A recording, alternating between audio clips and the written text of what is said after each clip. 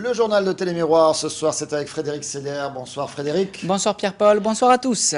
Au sommaire, un meurtre à Saint-Césaire, une tempête, c'était tout ce week-end, mais il y a également beaucoup de précipitations. Bouleversement au théâtre de Nîmes, et puis en fin de journal, on revient sur le flamenco, bien sûr. Allez, on commence par une triste nouvelle. Vendredi soir, c'est suite à une discussion sur Internet que les deux hommes se sont rencontrés au domicile de la victime. La victime, âgée de 57 ans, homosexuelle, avait, semble-t-il, pour habitude de recevoir chez lui. Malgré la présence d'un colocataire, il a été poignardé à 13 reprises. Aziz, un Marocain de 21 ans, a reconnu être l'auteur des coups de couteau après avoir été interpellé samedi à la gare routière alors qu'il s'apprêtait à rejoindre le Maroc en bus. Ce dernier prétend avoir été violé. Mis en examen cet après-midi, il encourt une peine de 20 ans de réclusion. On écoute le procureur de la République au micro d'Olivier Michel. Il nous a donné plusieurs versions des faits. Celle qui est acquise, c'est qu'il a effectivement donné des coups de couteau.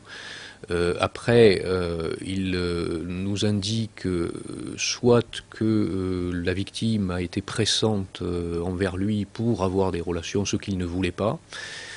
Soit il va nous dire après qu'il y a eu une relation effectivement, mais qui a été forcée.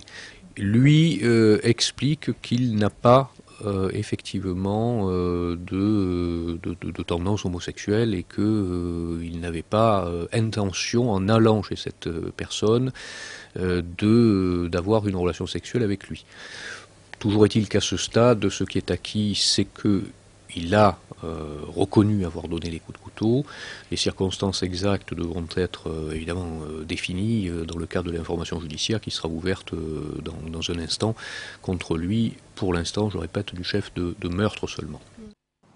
Frédéric, impossible de ne pas évoquer cette tempête qui a frappé durement le sud-ouest de la France. Et oui, suite à cette tempête, tout ce week-end sur l'ouest de la France, comme vous l'a dit Pierre-Paul, et aussi dans le Languedoc-Roussillon, comme à Perpignan par exemple, de nombreux axes autoroutiers ont dû être interdits à la circulation aux poids lourds et aux autocars durant presque 48 heures. Alors, résumé de la situation avec Alain Bonnet. Ce samedi 24 janvier, des dizaines de camions ont été stoppés le long de l'autoroute au niveau de l'aire d'Ambrussum.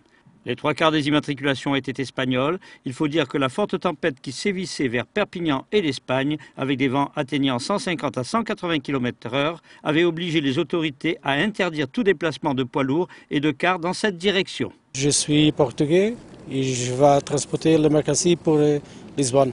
D'accord. Vous allez être bloqué jusqu'à quelle heure, vous ne savez pas? Je suis bloqué à 7h du matin. Depuis 7h du matin? Oui. Et jusqu'à quand, on ne vous a pas dit d'heure? La police, je ne sais pas. Les camionneurs bloqués depuis le matin 7h aux environs de Lunel prenaient leur mal en patience et aucun incident n'était à signaler. Là, vous ne savez pas quand est-ce que vous allez être débloqué? Je sais pas. Quelques cars de tourisme bloqués pour les mêmes raisons laissaient les passagers perplexes quant à l'éventuelle possibilité de poursuivre leur route. Nous sommes en bus. Bon. Et alors, il nous a arrêtés là et il nous a dit que peut-être on dormirait à Montpellier, ce qui n'était pas prévu parce qu'on ne peut pas rouler et puis on va sans doute lui interdire de rouler à cause du mauvais temps. Dans la journée de dimanche, le temps s'améliorant aura permis de débloquer la situation. Aujourd'hui, les différentes régions sinistrées pansent leurs plaies, évaluant leurs dégâts, tandis que les routiers ont repris leur chemin. Et ce soir, d'après les prévisions de Météo France, la vigilance orange est maintenue dans plusieurs départements de l'Ouest, 8 au total, en raison d'un risque d'inondation dû aux fortes précipitations. Alors je vous cite ces départements: Charente, Charente-Maritime, Gironde, Dordogne, Lot-et-Garonne, les Landes, le Gers et les Hautes-Pyrénées. En ce qui nous concerne, dans le Gard, nous sommes en vigilance jaune, mais demain, attention aux rafales de vent qui pourront atteindre 85 km/h. Soyez quand même prudents si vous prenez la route. En raison de nouvelles chutes de pierres dans cette soirée du 24 janvier, nous sommes bien le 24. C'est voilà. ce week-end également. C'est ce week-end. Sur la route départementale 979, les services du Conseil général du Gard ont pris la décision de fermer à la circulation, j'y arriverai, cette route départementale dans le secteur de la falaise de Saint-Nicolas. Le pont de Saint-Nicolas. Pont Saint-Nicolas. Voilà, je m'embrouille un peu les pinceaux. Et Uzès, voilà, la route du pont Saint-Nicolas que les Nîmois connaissent bien pour se rendre à Uzès est à nouveau fermée. Alors il y a une déviation qui a été mise en place dans le sens Uzès-Nîmes. Il faudra prendre la route départementale 981, puis la route départementale 6086. Dans l'autre sens, Nîmes-Uzès, c'est la route départementale 135 vers Pouls, puis la route départementale 427, la numéro 3, et la 981 par Cabrières et Colias. Voilà, j'espère que vous avez retenu. Autre tempête, la tempête sociale qui s'annonce pour jeudi. Exactement, le 29 janvier prochain, de multiples organisations syndicales ont appelé à la grève avec une manifestation au départ de l'avenue de Jean Jaurès à partir de 15 h. Le mot d'ordre de ce mouvement avec Alain Belon. La journée nationale d'action pour le 29 janvier se prépare. CFDT, CFE-CGC, FO, FSU, Solidaire et UNSA se réuniront derrière une banderole et un mot d'ordre. Le mot d'ordre, c'est que la crise, c'est eux, c'est-à-dire les responsables justement de cette bulle financière qui ont privilégié la spéculation, et que la solution, eh bien, c'est nous, c'est-à-dire les salariés, les retraités, les demandeurs d'emploi, les jeunes, ensemble, oui, en se faisant entendre fortement et tous ensemble sur les revendications qui, je le répète, sont plus de pouvoir d'achat pour les salaires, l'emploi, mais aussi de meilleurs services publics.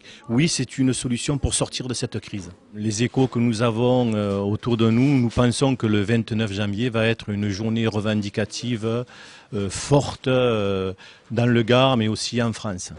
La CGT attend 15 cars pour cette manifestation qui débutera boulevard Jean Jaurès. Le syndicat UNSA, lui, a sensibilisé depuis quelques mois enseignants et parents d'élèves.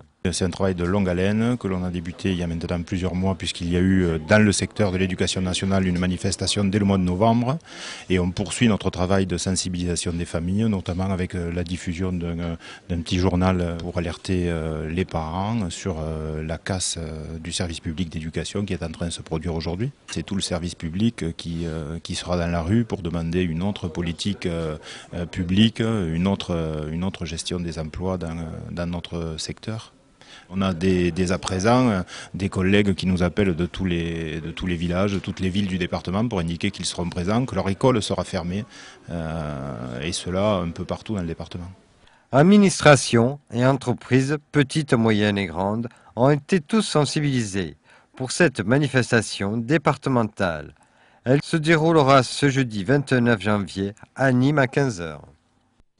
Et nous aurons l'occasion demain avec Alain Belon de rencontrer également les responsables de la CFDT qui s'est jointe à ce mouvement. Toujours dans le domaine social, il y a plusieurs écoles qui sont occupées ce soir et cette nuit dans le cadre donc d'une nuit d'action pour dénoncer la politique menée par le ministre de l'Enseignement, Xavier Darcos, notamment l'école Gustave Courbet de Val-de-Gour, compte rendu demain soir. On va parler de théâtre maintenant. La convention qui liait la Compagnie des Champs et Makaïef au théâtre de Nîmes a pris fin le 31 décembre 2008. Comme cela avait été pressenti, le conseil d'administration réuni ce lundi 26 janvier n'a pas souhaité renouveler cette convention. Chronique d'une séparation annoncée, les détails avec Nicolas Pinchino. 6 ans après leur arrivée à Nîmes, la troupe Deschamps Makaïef n'est donc pas reconduite dans sa fonction de direction artistique à la tête de Théâtre de Nîmes. Macha Makaïef, absente du théâtre lors des dernières conférences de presse et son nom retiré du site internet, laissait quelques signes d'inquiétude s'échapper, notamment lors de la visite de Nicolas Sarkozy il y a 15 jours. Je pense qu'il faut que les artistes soient toujours au centre d'un projet culturel. Je pense qu'un projet culturel qui ne serait qu'économique ou qu'administratif manquerait de sens. Et donc je pense qu'il faut défendre les places de création, il faut défendre les artistes. Pas penser que les artistes sont un luxe. Je pense qu'ils sont là même des lieux culturels et que, par exemple, un théâtre qui ne serait plus un théâtre de création perdrait son sens vraiment. Donc je pense qu'il faut défendre la création. Depuis son arrivée en 2003, l'équipe des Deschiens a donné une dynamique au théâtre de Nîmes. Cependant, au fil des ans, l'aura nationale attendue par la ville n'est pas aussi éclatante que souhaitée. Les dernières créations des Deschamps laissent le public dans l'expectative et la reprise de l'Opéra Comique à Paris par Jérôme Deschamps en 2007 l'éloigne définitivement de sa mission nîmoise. Enfin, suite à l'assemblée exceptionnelle du conseil d'administration ce lundi 26 janvier, Michel Fallour, président de l'association Théâtre de Nîmes, confirme le non-renouvellement de la convention avec la compagnie Deschamps Macaïef et donne à François Noël, directeur du théâtre, la direction artistique. Un poste qu'il occupait déjà en grande partie. Un communiqué de presse présenté ce soir même assure que le théâtre de Nîmes est toujours ouvert au travail de la compagnie Deschamps et Macaïef et précise que cette dernière reste la bienvenue. Et ça n'a pas vraiment de rapport, mais dans ce reportage, il était fait cas de la visite, vous vous rappelez, de Nicolas Sarkozy à Nîmes. Visite qui avait causé beaucoup de soucis aux Nîmois qui souhaitaient se rendre tout simplement parfois chez eux dans la matinée. Il nous l'avait annoncé, le nouveau bâtonnier, Patrick Léonard, a rédigé un courrier à l'attention du préfet pour dénoncer, je cite, les mesures de police qui ont été prises à Nîmes le 13 janvier dernier, donc à l'occasion de la visite de Nicolas Sarkozy. Il y a eu, à son sens, une violation insupportable des libertés publiques. Cela constitue en outre une atteinte aux droits des citoyens et à sa liberté d'aller et de venir. Le bâtonnier qui dénonce des mesures manifestement prises par des services de police et de sécurité constituant finalement en quelque sorte un État dans l'État et aboutissant à l'abolition pure et simple des libertés publiques. Fin de citation. Nous avons posé la question, vous vous rappelez, c'était mercredi dernier à Dominique Bellion, le préfet du Gard, concernant ces mesures exceptionnelles. Nous avons également posé la question à Jean-Paul Fournier dans un entretien que nous vous proposons mercredi soir dans Forum à 18h45. Pas toujours facile, la vie de député. Il faut parfois passer quelques nuits blanches qui tendent au petit matin et le rythme des réformes n'est pas prêt de ralentir. C'est ce qu'Yvan Lachaud, député du Gard, a confié à Pierre-Paul Castelli. 10 ans de vœux, c'est un compte rond en même temps que la nouvelle année que le député Yvan Lachaud a fêté ce vendredi. Entouré de maires de sa circonscription, en présence de Richard Tiberino, représentant le maire de Nîmes, et devant un parterre de quelques centaines de personnes, l'élu du nouveau centre a rappelé l'ampleur du travail législatif accompli en 2008. Une activité intense dans une ambiance parfois agitée à l'Assemblée nationale. Cette semaine, il y a eu des soirées très agitées avec le départ du groupe socialiste et puis leur absence le lendemain aux questions du gouvernement. Mais je trouve que moi, je respecte tout le monde. Je pense que là, ils ont eu tort de partir de l'hémicycle parce que ce texte qui est proposé aujourd'hui, c'est exactement ce que proposait Jean-Marc Ayrault quand la gauche était majoritaire. Ça veut dire qu'on limite le temps au niveau des amendements. Donc voilà, des soirées agitées, mais je crois que l'important, c'est de faire des réformes et qu'on avance là-dessus. Ça veut dire que l'Assemblée travaille bien, à vos yeux, malgré la frénésie, apparemment, vue de chez nous, de propositions de lois, de nouvelles lois. Non, l'Assemblée travaille trop. Les parlementaires n'arrivent pas à suivre, j'en suis, tous les textes qui sortent. Il faut qu'on revienne à un travail par session parlementaire. Mais là, on ne peut pas être présent tous les soirs dans l'hémicycle, dans les commissions, préparer les questions, être sur le terrain pour entendre et remonter ce que la Vox Populi a à nous dire. L'Assemblée travaille trop et on a un risque de dérapage, effectivement. Je l'ai dit au président de la République, avec qui j'ai eu le plaisir de déjeuner mercredi, et je lui ai dit qu'on travaillait trop. Yvan Lachaud a profité de ses vœux pour renouveler, par exemple, son soutien à la mise en place d'une gare TGV à Manduel, ou encore pour réaffirmer son engagement à poursuivre les efforts entrepris en matière de finances publiques, que ce soit au niveau de l'État comme de la mairie de Nîmes. Un rallye exclusivement féminin, et oui, ça existe. Il porte le nom du rallye Aïcha des Gazelles. C'est la 24e édition, c'est du 14 au 29 mars, uniquement en hors-piste et pour compliquer le tout, sans GPS. L'entreprise Avilog Tastet de la commune de Saint-Bouzély y participe à travers un convoi humanitaire. Plus de détails avec le reportage signé Yvonique Seguin. En parallèle au rallye Aïcha des Gazelles, un convoi humanitaire est organisé par l'association Cœur de Gazelle.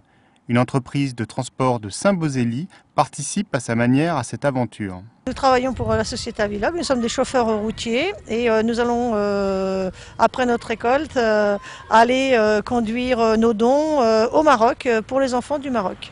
La dite récolte se fait dans les écoles des villages où cette entreprise a un site. Pour les enfants, il est important de participer. Les enfants du Maroc, ils n'ont pas beaucoup de jouets et ils n'ont pas beaucoup de livres et des crayons. Ils n'ont pas des jouets comme nous. parce qu'il y a des enfants peut-être qui n'ont pas de jouets et à manger. Ils n'ont pas à manger, ils n'ont pas d'habits. Ils n'ont rien pour manger et jouer, alors on leur donne des jouets. Au Maroc, le convoi traversera une dizaine de villages où les dons récoltés seront distribués en main propre. Ce qui nous permet de pouvoir récolter tous ces dons, c'est que nous allons pouvoir suivre ces dons-là et comme ça on sait réellement où ça va, à qui on va les donner pour ces enfants qui n'ont pas de jouets, comme l'expliquaient les enfants tout à l'heure de l'école, et ainsi que des livres, tout ce qui est fourniture scolaire, des vêtements, tout dont ils ont besoin. 3 femmes chauffeurs participent à la récolte des dons, mais seules 2 feront le rallye des gazelles. Ce rallye, qui a la particularité d'être exclusivement féminin, se déroulera du 14 au 28 mars.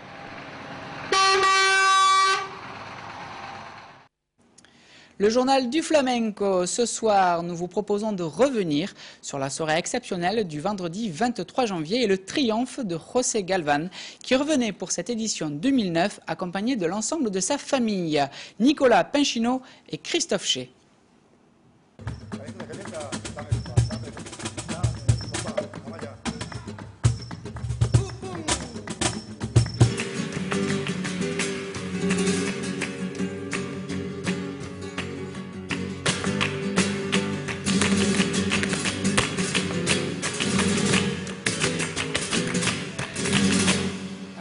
Le public du théâtre de Nîmes pensait tout connaître de la famille Galvan.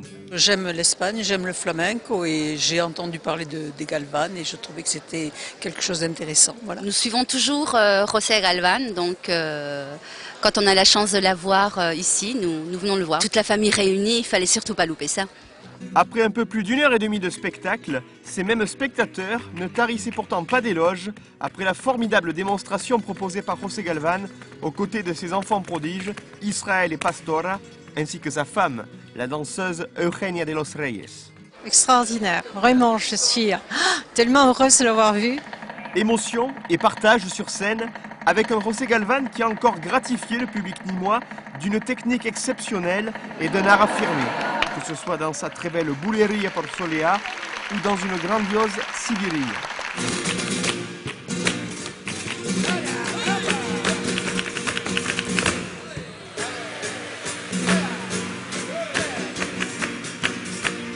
Un spectacle pour raconter une histoire de famille, des tableaux qui se suivent et des danseurs aux personnalités uniques qui se succèdent sur scène comme autant d'instants rares de baile.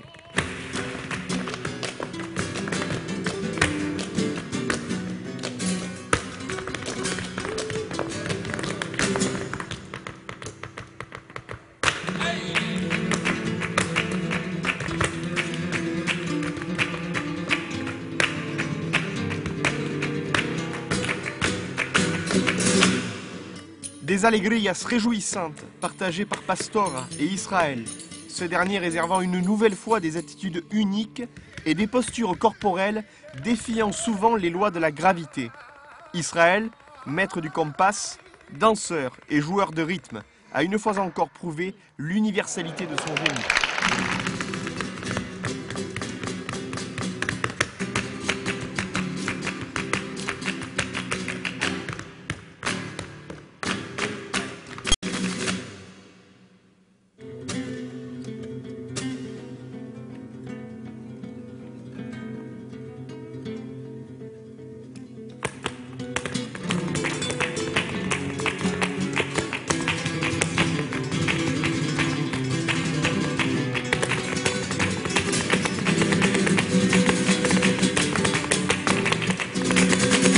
Émotion encore avec José Galvan qui a retrouvé son passé de chanteur, avec cette sambra dédiée et interprétée à son épouse Eugenia de los Reyes. Solo de pensarlo me da escalofrío, que ciego que fui. Cuando en el momento que te deshizo, yo te di así. Dame limosna de amores, dolores, dame la porcaria. Me inicié en mi carrera artística cantando. Yo cantaba, eso me lo ha dado Dios, la voz. J'ai commencé ma carrière d'artiste en tant que chanteur. C'est Dieu qui m'a donné cette voix. Et j'ai donc été chanteur jusqu'à l'âge de 17 ans. J'ai été chanteur professionnel, j'ai gagné de nombreux concours dans cette discipline. Puis, lorsque d'enfant je suis devenu un homme, ma voix a changé et elle ne me plaisait plus. Comme je souhaitais continuer sur cette voie artistique, je suis donc passé à la danse et j'ai consacré le restant de ma carrière à la danse flamenca. Mis pinitos, ¿no? Entre comillas daba mis pinitos bailando y ya me dediqué por entero al baile. Des fandangos, des soleas et des martinettes et encore partagés par Israël et Pastora dans une alternance et un jeu de lumière qui ont su captiver les spectateurs avant un final unique, en famille, avec tous les Galvan réunis, qu'ils soient danseurs ou pas, sans oublier la nouvelle génération.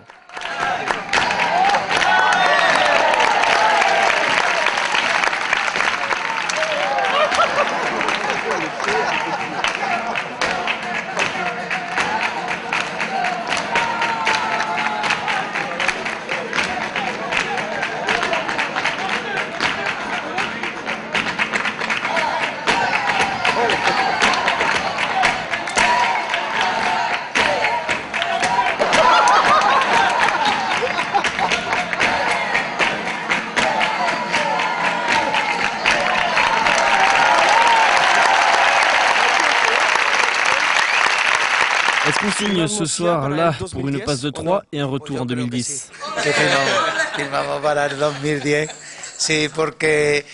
Jacob sera plus grand, mais nous aurons une nouvelle révélation. Ma petite fille Mylène qui dansera l'année prochaine. Que bailará el año que viene. Milena, mira para la cámara. Une chaleur ressentie dans les loges du théâtre, tout comme dans la salle de danse pour le cours de Siguiria donné par le maestro Galvan samedi matin.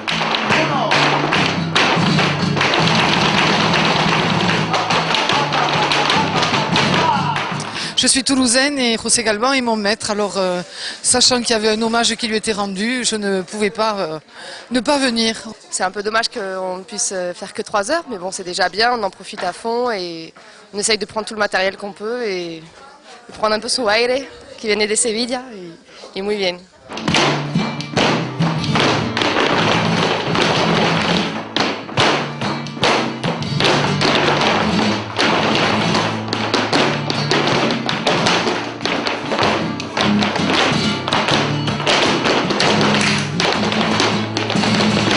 Cette année encore, les aficionados al flamenco auront pleinement profité de la venue de José Galvan, un maître du baile qui n'a pas fini de conquérir le cœur des Nîmois, une ville qu'il aime déjà. Je suis très heureux d'être aimé ici et je dois vous dire aussi que je vous aime tous. Vraiment, merci beaucoup et à l'année prochaine. Bueno, pues hasta el año que viene, ¿eh? Hasta el año que viene. Gracias.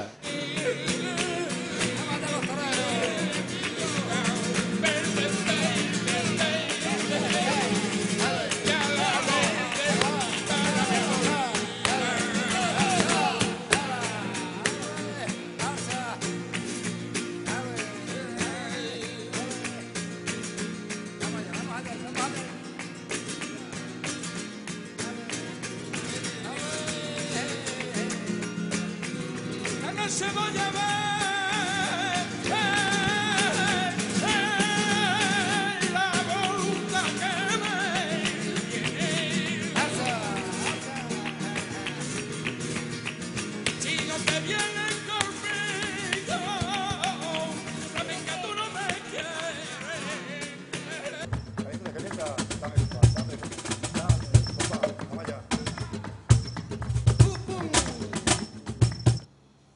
Et le festival de flamenco, c'est à vivre encore, à revivre toute cette semaine jusqu'à jeudi soir avec Nicolas Pinchino et Christophe Ché. On reviendra notamment sur Mourer. C'était le spectacle de fin de ce festival, samedi soir et dimanche soir. Voilà. Puis encore plein d'images, on a encore plein de choses à vous faire découvrir. Pas d'autres informations ce soir, Frédéric? C'est terminé pour ce soir. Merci à vous. Demain. On se retrouve demain avec Tous à l'assaut, émission que vous nous avez préparée. Dans un instant, le carrousel et puis à 21h, la diffusion du match des Bouillarguaises face à Plan de Cuc. C'était samedi à Bouillargues, bien sûr, commenté, préparé par Philippe Reg. Merci encore à vous tous de nous avoir suivis. À très très bientôt sur Télémiroir.